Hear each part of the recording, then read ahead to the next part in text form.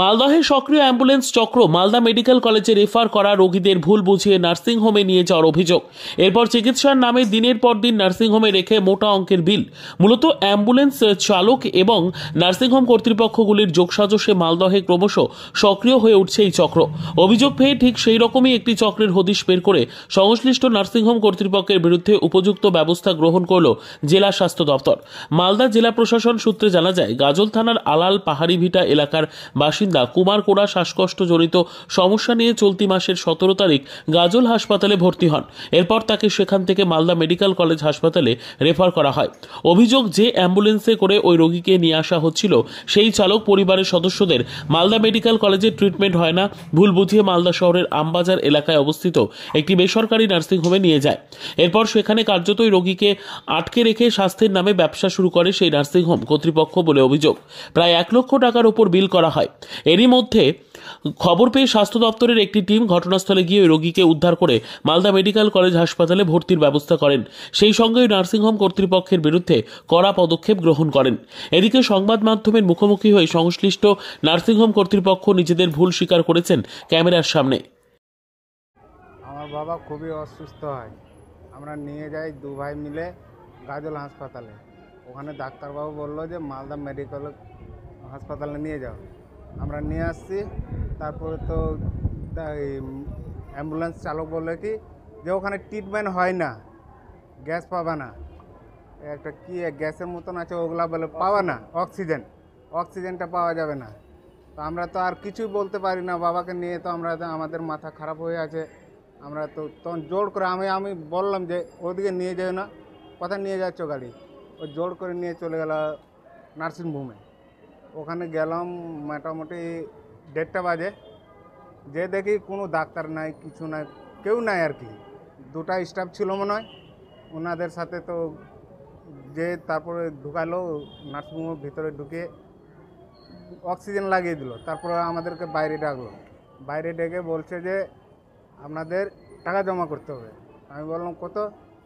বলে এখন 20,000 টাকা জমা করো, 24 ঘন্টার পর্যন্ত এখন আর কিছু বলা যাবে না। আমি ওটাও বললাম যে টাকা জমা দিয়ে দেবো, আবার কিছু বলতে পারবে না 24 ঘন্টার মতন, তাহলে তো কেমন হলো? তো বলছে আর ডাক্তারবাবু আসলে আপনার সাথে কথা হবে। তারপরে তো রাত গেল, সকাল প্রায় 10টা সাড়ে 10টার দিকে ডাক্তারবাবু এসছে। ডাক্তারবাবু এসে আবার কি কি চিকিৎসা করলো না করলো, কিন্তু কত টাকা বিল করেছিল? বিল তো 82,000 করেছিল, 40,000 42,000 টাকা দেওয়ার পরেও। তারপরে ডিএম অফিস থেকে যখন গেল তখন কি বললেন আপনারা? হ্যাঁ, ডিএম অফিস থেকে লোক যে আমাদের খুবই উদ্ধার করেছে। না হলে তো এমন পরিস্থিতি ছিল, চিকিৎসার তো কোনো নাই, ব্যবস্থা সেরকম নাই। কিন্তু ডিএম অফিস থেকে লোক না গেলে আমার বাবাও যেত, অপরান্ত আমার টাকাও যেত। কিন্তু ডিএম অফিস থেকে যা উদ্ধার করেছে আমি খুবই। এখন কেমন আছে আপনার? এখন আমাদের ওখান থেকে ডিএম অফিস গিয়েছিল, ওখান থেকে নিয়ে এসে মালদা মেডিকেলে ভর্তি করেছে। ওখানে তো বাবা এখন দেখি ভালোই, ওখান থেকে অনেক সুস্থ হয়েছে। আর চিকিৎসাও এখানে আমার চাইছেন আপনি এই যে অ্যাম্বুলেন্স চালকদের দৌরাত্ম, এই যে অ্যাম্বুলেন্স চালকদের এদের চাইল্ডগুলা কিভাবে এভাবে করে, এরা কী জন্য এভাবে করে গরিব মানুষকে ওদের কোনো নাই যে কোথায় নিয়ে যেতে হবে না নিয়ে যেতে হবে। একটু আপনাকে গাজল হাসপাতাল থেকে কোথায় নিয়ে যেতে বলেছিল? আমাদের এই মালদা মেডিকেল হসপিটালে নিয়ে আনতে বলেছিল। হ্যাঁ ওখানকার হ্যাঁ, গাজল ডাক্তারবাবু বলেছিলেন। অ্যাম্বুলেন্স চালককে বলেছিলেন? হ্যাঁ, আমি বলেছিলাম যে অ্যাম্বুলেন্স চালককে যে পার করে যাচ্ছ কোথায়? ও বলছে এখানে চিকিৎসা হবে না ভালো, নাহলে ওখানে না নিয়ে গেলে মরে যাবে। আমাকে আরও তো ভয় দেখিয়ে দিল, আমি তো আর কিছু বলতে পারি না। আপনার নাম? আমার নাম রবীন্দ্র কড়া, বাড়ি? পাড়বিটা, থানা গাজল। আমরা গাজল হসপিটালে নিয়ে যাই, নিয়ে যাওয়ার পর ওখানে কিছুক্ষণ থাকার পর ডাক্তারবাবুরা ওরা বললো যে এখানে মেশিনারিজ নাই, আপনি এক কাজ করুন, আপনি মেডিকেলে নিয়ে যান, মালদা মেডিকেলে নিয়ে যান। তারপরে কি হয়েছে, দিয়ে তখন অ্যাম্বুলেন্স সঙ্গে সঙ্গে গাড়ি ভাড়া দিই, গাড়ি ভাড়া করি। ওখানে আমাদেরকে অ্যাম্বুলেন্সগুলো মানে এমনভাবেই চক্রান্ত করেছে যে মানে ওখানে প্রথমে 2,000 কথা হয়েছে, এখানে আস্তে আস্তে 2500 টাকা করে দিয়েছে। এবার আমাদের মালদা মেডিকেলে না ঢুকিয়ে দিয়ে আবার মানে নার্সিংহোমে নিয়ে গেছেন। ওখানে যে 42,000 টাকা দেওয়া হয়ে গেছে, কোনো ট্রিটমেন্ট নাই, কোনো কিছু নাই। তারপরে তখন আমরা বললাম যে স্যার আমরা গরিব মানুষ, আমরা এখানে রাখার সামর্থ্য নেই, আমাদেরকে পাঠিয়ে দেন। যদি আমাদের এখান থেকে ডিএম স্যার যদি না যেতেন তাহলে আমরা হয়তো আজকে মরে যেতাম আর কি। এত 42,000 টাকা দেওয়ার পরও ওনারা বিল করে বসে আছেন আরও 82,000 টাকা। ট্রিটমেন্ট কি হয়েছিল? না, সেরকম ট্রিটমেন্ট হয়নি।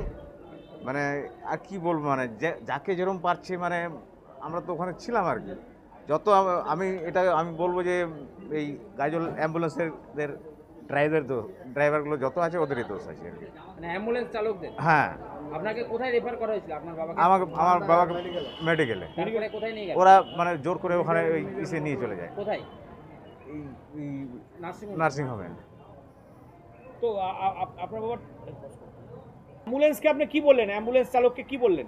অ্যাম্বুলেন্স চালককে আমরা বলেছি যে মালদা মেডিকেল কলেজে আমরা যাব। হ্যাঁ, তো ড্রাইভার বলছে যে এখানে ভালো ট্রিটমেন্ট হয় না আর কি। তো ওরা বলছে চলুন ইসে নিয়ে যায়, এই নার্সিংহোমে। ওরা জোর করে এখান থেকে নিয়ে যায়। আপনি যেতে চাননি? না, আমরা যেতে চাইনি আর কি। বলছিলাম যদি স্বাস্থ্য দপ্তরের আধিকারিকরা না যেত তাহলে কি তাহলে আমার বাবা মানে হয়তো আমাদের টাকাও যেত আর বাবাকেও পেতাম না আজকে। নার্সিংহোমে কিছু ভয় টয় দেখিয়েছিল যে হয়তো কাউ কিছু বলবেন না, ওরা তো ভয়টাই দেখেনি, খালি মানে পয়সার চার্জ বাড়িয়েছেন। যে কোনো একটু কাজ হলে টাকা, যে কোনো একটা কিছু হলে টাকা। চিকিৎসা কি পেয়েছিলেন? চিকিৎসা সেরকম হয়নি আমাদের। চিকিৎসা মানে ওইরকম চিকিৎসা ফালতু, মানে যখন আমরা ভর্তি করি ডাক্তার নাই, কিছুই নাই, কোনো একটা ফাঁকা মাঠের মতো আছে, কি একটা মুখে লাগিয়ে দেওয়ার পরে তো আর কিছুই নাই। তার পরের দিন সকালবেলা ডাক্তার সকাল 10টার সময় এসেছেন ডাক্তার। আপনার নাম? না, চিকিৎসা সেরকম হয়নি। মানে চিকিৎসার নাম করে খালি টাকা হাতিয়ে নিচ্ছে, মানে শুধু ব্যবসা করছে? শুধু ব্যবসা করছে। এখন বাবা কোথায় আছে? বাবা আমার এখন মেডিকেল কলেজে আছেন, সুস্থ আছেন। যদি স্বাস্থ্য দপ্তর থেকে যদি না যেতেন আমাদের ডিএম স্যার, তাহলে আমার বাবাকে কি চাচ্ছেন এরকম যে নার্সিংহোমগুলোকে আমি মনে করি যে বন্ধ করে দেওয়া উচিত। কারণ আমার নাম অমল করা, বাড়ি পাহাড়ি ভিটা। আমরা শুনেছি এবং আপনারা এটাও দেখেছেন যে এই ঘটনাটা শোনার সঙ্গে সঙ্গে ডিস্ট্রিক্টের যে সার্ভেলেন্স টিম, হেলথ ডিপার্টমেন্টের ডিস্ট্রিক্ট হেলথ সার্ভেলেন্স টিম সঙ্গে সঙ্গে ব্যাপারটাকে রিকভারি করেছে এবং সেই নার্সিংহোমে গিয়ে সঠিকভাবে আইনানুগ ব্যবস্থা গ্রহণ করেছে এবং পেশেন্টকে নিয়ে এসে already Malda medical college and হসপিটালে তার অ্যাডমিশনের ব্যবস্থা করেছে। কাজেই আপনারা একটা জিনিস পরিষ্কার, মালদা জেলা প্রশাসন এবং মালদা জেলার স্বাস্থ্য প্রশাসন তারা প্রত্যেকেই এইসব ব্যাপারে অত্যন্ত কনসার্ন বলে কোনো মানুষ যদি বাইরে কোনো জায়গায় চিটেড হয় তার বিরুদ্ধেও কিন্তু সমস্ত জায়গায় আমাদের এন্টায়ার অ্যাডমিনিস্ট্রেশনের টিম অত্যন্ত সজাগ আছে। মানুষকেও একটু সচেতন হতে আমরা আবেদন রাখবো। যেখানে পেশেন্টকে রেফার করা হচ্ছে মালদা মেডিকেল কলেজ অ্যান্ড হসপিটালে, সেখানে পেশেন্টকে অ্যাম্বুলেন্স পার্টি কীভাবে প্রাইভেট নার্সিংহোমে নিয়ে যাচ্ছে, এই ব্যাপারগুলোতে মানুষকেও সচেতন হতে হবে। আর পুলিশ প্রশাসনও আগামীতে এই ধরনের যে অসাধু চক্র সেগুলো ব্যাপারে যেন আরও বেশি কনসাস হয়, আরও বেশি কনসার্ন হয়, এটা আমাদের প্রত্যাশা থাকবে। দেখুন, বিজেপি তো অভিযোগ করা ছাড়া কোনো কাজ নেই। এরা না জন্মতে থাকে, না মানুষের মৃত্যুতে থাকে, না ঈদে থাকে, না দুর্গাপূজায় থাকে। এদের কাজ হচ্ছে খালি টিভির সামনে গিয়ে অভিযোগ করা। এদের অ্যান্সার দেওয়ার প্রয়োজন আছে বলে আমরা মনে করি না। কারণ বাংলার মুখ্যমন্ত্রী মমতা বন্দ্যোপাধ্যায়ের নেতৃত্বে সারা বাংলা জেলার প্রত্যেকটা জেলা প্রশাসন এতটাই অ্যাক্টিভ এবং এতটাই কনসার্ন টুয়ার্ডস দ্য পাবলিক, অত্যন্ত সচেতনভাবে মানুষের যে কোনো বিপদ থেকে মানুষকে উদ্ধার করার জন্য স্বতঃপ্রণোদিত আছে। আর বিজেপি শুধু অভিযোগে আছে, অভিযোগে থাকবে। আবার 26-এর পরে এখান থেকে টাটা বাই বাই হয়ে যাবে। পশ্চিমবঙ্গের সঙ্গে সঙ্গে মালদা জেলাতেও স্বাস্থ্য ব্যবস্থা সম্পূর্ণরূপে ভেঙে পড়েছে। তার সঙ্গে নতুনভাবে যুক্ত হয়েছে প্রতারক, অ্যাম্বুলেন্স, সিভিক, যারা স্বাস্থ্যকর্মী তারা সব প্রতারক হিসেবে এখন কাজ করছে। যার জন্য গরিব দুস্থ মানুষ যখন মেডিকেল কলেজ হসপিটালে ভর্তি হওয়ার জন্য আসছে কিংবা গ্রামীণ হাসপাতাল থেকে যখন তাদের ডিস্ট্রিক্ট হসপিটালে স্থানান্তরিত করা হচ্ছে, তখন এক শ্রেণীর অসাধু চক্র, দালাল চক্র, প্রতারক চক্র, সে অ্যাম্বুলেন্স হোক, সে স্বাস্থ্যকর্মী হোক, সে স্বাস্থ্যের সঙ্গে যুক্ত হোক, তারা কি করছে, মাঝ রাস্তাতে সেই সমস্ত পেশেন্টদেরকে নিয়ে এসে ঘুরপথে শহরে গজিয়ে ওঠা, শহর সংলগ্ন জায়গায় গজিয়ে ওঠা সমস্ত নার্সিংহোমে তাদেরকে নিয়ে ঢোকাচ্ছে। এরপরে নার্সিংহোম কর্তৃপক্ষ তাদের কাছে লক্ষাধিক টাকা যখন দাবি করছে, তখন সেই সমস্ত পরিবারের মানুষজন জমি জায়গা গরু বাছুর বিক্রি করার পরেও তাদের পাওনা টাকা দিতে পারছে না। প্রশাসন ভালো কাজ করছে, এটা যেমন ঠিক, আবার প্রশাসন সঙ্গে সঙ্গে এই সমস্ত নার্সিংহোম গজিয়ে ওঠার পেছনে যে চক্র, সেই চক্রের সঙ্গেও সামিল হয়েছেন। অবিলম্বে আমরা বলবো মুখ্য স্বাস্থ্য আধিকারিকের নেতৃত্বে এই গজিয়ে ওঠা যে সমস্ত নার্সিংহোম মালদা শহর জুড়ে চলছে, তাদের যাদের লাইসেন্স নাই, অবিলম্বে সেই সমস্ত নার্সিংহোমে তালা ঝোলানো হোক এবং অবিলম্বে এই সমস্ত নার্সিংহোম খুলে যে সমস্ত প্রতারক চক্র আর সাধারণ মানুষকে বিপথে নিয়ে যাচ্ছে, তাদেরকে গ্রেপ্তার করা হোক, প্রয়োজনে তাদের কঠোরমূলক শাস্তি হোক। তাহলে এই স্বাস্থ্য পরিষেবা যেটা ভেঙে পড়েছে গোটা পশ্চিমবঙ্গ সহ মালদাতে, তার কিছু উন্নতি হলেও হতে পারে। সাহেব, বুঝলাম ঘটনাটা কি ঘটেছিল এবং এখনো পর্যন্ত কি ব্যবস্থা নেওয়া হয়েছে প্রশাসনের পক্ষ থেকে? আমরা গত কিছুদিন ধরে আমাদের যে ডিস্ট্রিক্ট সার্ভিলেন্স টিম আছে স্বাস্থ্যসাথীর, তাদেরকে দিয়ে বিভিন্ন নার্সিং হোমে আমরা ভিজিট করাচ্ছি, সাথে সাথে ডায়াগনোসিস সেন্টারগুলোতে ভিজিট করাচ্ছি। সিমিলার ভিজিট গাজলে হয়েছিল। আর গাজল থেকে যেটা আমরা দেখতে পাচ্ছি যে একটা পেশেন্টকে 64 ইয়ার্স ওল্ড একজন বয়স্ক পেশেন্ট ছিল, সে পেশেন্টকে মালদা মেডিকেল কলেজে রেফার করা হয়েছিল, কিন্তু সে অ্যাম্বুলেন্সের যে ড্রাইভার ছিল সেই পেশেন্টটাকে কিন্তু প্রাইভেট নার্সিং হোমে নিয়ে যায় ইংলিশ বাজারে। সেখন ওই যে নার্সিং হোম আছে সেখানে যখন আমাদের ডিএসটি টিম ভিজিট করেছে, সেখানে দেখেছে যে প্রায় 1 লক্ষ টাকার বিল ওই পেশেন্টের কাছ থেকে রেজ করা হয়েছে, কিন্তু কোনো সাবস্টান্সিয়াল ট্রিটমেন্ট দেওয়া হয়নি। আর যখন জিজ্ঞাসা করা হয় তখন আমরা জানতে পারি যে ওই পেশেন্টটাকে অবৈধভাবে ওখানে আটকে রাখা হয়েছে। যখন অবধি ও বিল পেমেন্ট করবে না তখন অবধি ওনাকে ছাড়া হবে না। যখন আমাদের ডিএসটি টিম গিয়ে এটা জানতে পারে, সাথে সাথে ওনাকে উদ্ধার করে মালদা মেডিকেল কলেজে আমরা অ্যাডমিট করিয়েছি। এখন ওই পেশেন্টটা একটু ভালো আছে। আর যে কনসার্ন যে আমাদের যে নার্সিং হোম ছিল, প্রাইভেট হাসপাতাল ছিল, তার অ্যাগেনস্ট আমরা নেসেসারি অ্যাকশন নিচ্ছি। তার হিয়ারিংটা আগামী সপ্তাহে আমরা করব। আর নেসেসারি যে ফাইন আছে বা যেগুলো পেনাল্টিস সিএ অ্যাক্টে আছে সেটা আমরা ইম্পোজ করব। আর সাহেব, বলছিলাম এই যে অ্যাম্বুলেন্স চালকগুলোর এত দৌরাত্ম, সেই ক্ষেত্রে কোনো ব্যবস্থা নেওয়া হবে? না, টাইম টু টাইম আমরা এদেরকে সেন্সিটাইজ করেছি। বেসিক্যালি সিএমও সাহেবই এই ব্যাপারটা দেখেন, তো টাইম টু টাইম ওদেরকে সেন্সিটাইজ করার চেষ্টা হয়েছে, অ্যাকশনও নেওয়া হয়েছে। কিন্তু কিছু কিছু জন এখনও কিন্তু টাকার হয়তো লোভের পিছিয়ে গিয়ে এইসব অ্যাক্টিভিটিস করছে, তো আমরা অ্যাকশন কিন্তু নিচ্ছি। অভিযোগ যেটা হয়েছে, পেশেন্ট ভর্তি হয়েছে, পেশেন্ট স্পেশাল ট্রিটমেন্টও হয়েছে, পেশেন্ট সুস্থ ছিল। এর মধ্যেই একটা খসড়া বিল করে, যে পেশেন্ট পার্টি জিজ্ঞেস করে কীরকম বিল হতে পারে। একটা খসড়া এমনি সাদা কাগজে এমনি বিল করে ম্যানেজার সাহেব ওনাকে দেই, আমরা জানতে পারি ম্যানেজার এভাবে দিয়েছে। তারপরে সেটা আর ম্যানেজারের কথা না বলে তারা স্বাস্থ্য ভবনে স্বাস্থ্য দপ্তরে যোগাযোগ করে। কালকে আমরা গিয়ে স্বাস্থ্য দপ্তরে গিয়ে কথাও বলেছি এবং আমরা ম্যানেজারকে শোকজ করেছি তার এই গাফিলতির জন্য।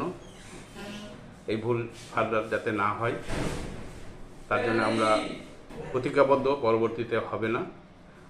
এবং বর্তমান ম্যানেজারকে আমরা শোকজ করেছি, সাসপেন্ড করেছি। ম্যানেজারের ওপর দায় সেরে কি আপনারা এটাকে অস্বীকার করতে পারেন?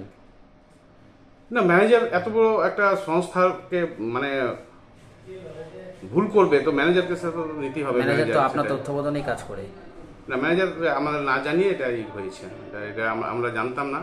হ্যাঁ, বিলটা সম্বন্ধে খসড়া বিল, এটা কোনো লিখিত বিলও হয়নি, শুধু জাস্ট জানানো হয়েছিল পেশেন্ট পার্টিকে যে এরকম একটা বিল হতে পারে।